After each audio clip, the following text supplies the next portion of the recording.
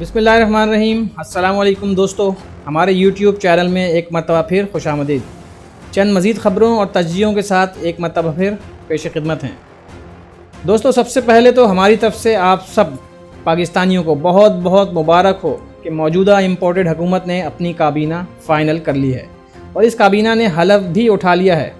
اب اس کے اندر سب سے مزے کی بات اور دلچسپ پہلو یہ ہے کہ اس کابینہ کے زیادہ تر وزیروں اور مشیروں پر مختلف طرح کے کیسز چل رہے ہیں، جن میں بعض کیسز تو سنگین نوعیت کے بھی ہیں، اور وہ یہ تمام ہی اس وقت ضمانتوں پر رہا ہو کر جیل سے باہر ہیں۔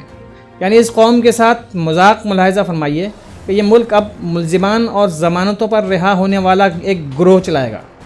اس پر ستم ظریفی یہ بھی ہے کہ اس کابینہ کا سربراہ یعنی وزیر اعظم پاکستان جناب شہباز شریف صاحب خود بھی کئی کیسز بھگت رہے ہیں، اور یہ کیسز کوئی عام کیسز نہیں ہیں بلکہ سنگین کیسز ہیں، اور ایک کیس پر تو ان پر اور ان کے فرزند اعلیٰ حمزہ شہباز صاحب پر فرد جرم کے لیے بھی تیار ہے، اور تاریخ بھی لگ چکی تھی جو انہوں نے تگڑم بازی کر کے فی الحال مؤخر کروائی بھی ہے۔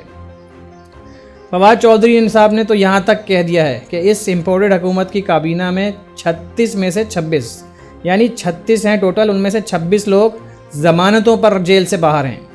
اچھا ہوتا کہ ان سب کا حلف آئی جی جیل خانہ جات لیتے، پرائم منسٹر ہاؤس کو فوری طور پر سب جیل کا درجہ دیا جائے۔ اتنے سارے ملزمان اکٹھے ایک جگہ خطرناک ثابت ہو سکتے ہیں۔ انہوں نے یہ بھی کہا کہ ایم کیو ایم کے اقبال علی محمد کی رحلت اور بی این پی کی حکومت سے علیحدگی پر یہ امپورٹڈ حکومت اپنی اکثریت کھو چکی ہے۔ دوستو، اس وقت واقعی شہباز حکومت کے لیے انتہائی تشویشناک وقت شروع ہو چکا ہے، کیونکہ یہ حکومت صرف 3 ووٹوں پر کھڑی ہے۔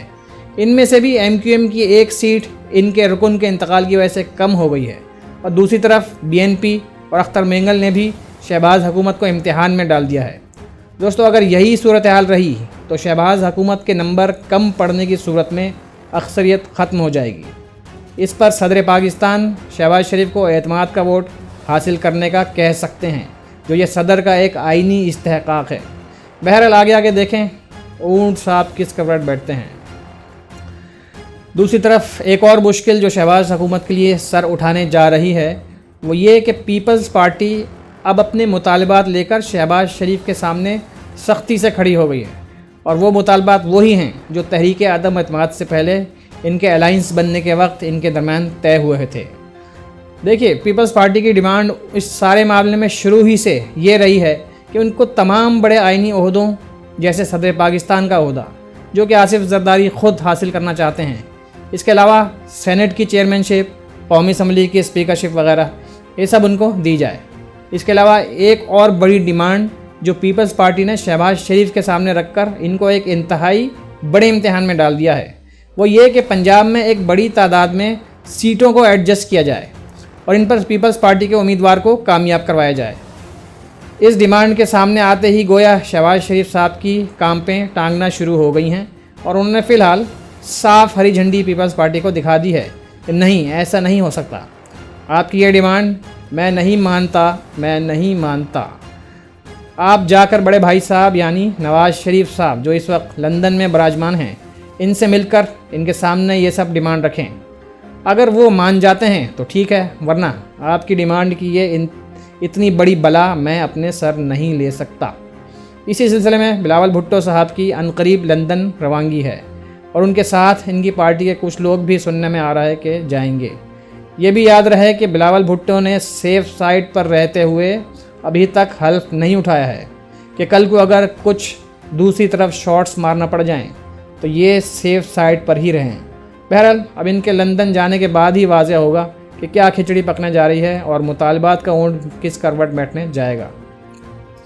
ویسے یہاں ایک بات قابل غور ہے، اور وہ یہ کہ یہ ایک اندازہ اور خیال ہے کہ نواز شریف جو پچھلے 2.5 سال سے تقریباً علاج کے بہانے لندن میں مقیم ہیں، بہت کوششوں کے بعد بھی اب تک واپس پاکستان نہیں لائے جا سکے۔